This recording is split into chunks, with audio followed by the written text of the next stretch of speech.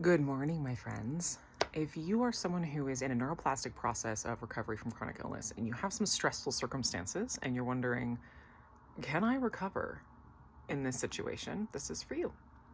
This is something that is a very close topic to my heart because I recovered while I was in a situation that was very stressful. I had 5 small children and they became triggers, and I was living with my now ex-husband, who was a very, very toxic relationship. So it was I couldn't parent, but I was still living in the house. It was just a mess. And then I went through divorce afterwards, and it was just a lot of stress.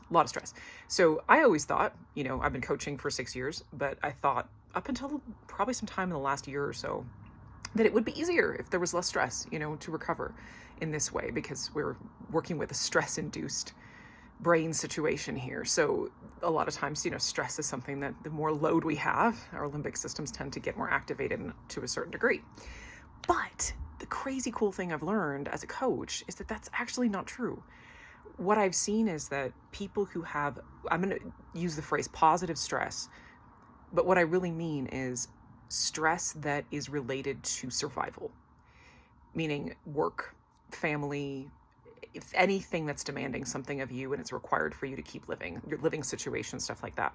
Now, there are certain situations like genuinely being homeless or having like massive upheaval in your life, someone very close to you passing away, something like very, very big going on. That's not a great time to start recovery. But if you already started and you're going through recovery and you have ongoing background situations, most people do, like so many of us do, not everybody, but a lot of us do. It can be a good thing, or it's part of the healing.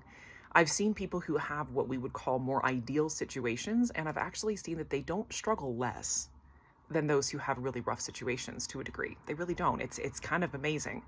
And I've actually found over observation over time that those who have absolutely no positive stress, meaning there is no demand on that person to be part of preserving their own survival, that's actually the most unideal. It's not impossible, but that one I've seen to be the most tricky to work with. Because if we have no demand, our limbic systems are our survival mechanisms. That's that sheepdog in the brain that's looking for something to chase, something to do, something to accomplish in regards to your survival. And the absence of that can feel more dysregulating. There's like no container for your life in a certain sense. Again, don't take it too literally, but that's how it feels for our limbic systems. And so it's a bit more difficult to work with.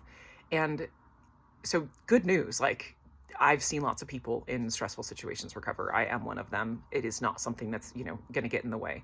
Again, if you're homeless, if you're in a severely abusive relationship, or, in a middle of a war zone or something, those are different, like really extreme situations. Yeah, that's not a good time for recovery. But the other thing I want to speak to this is that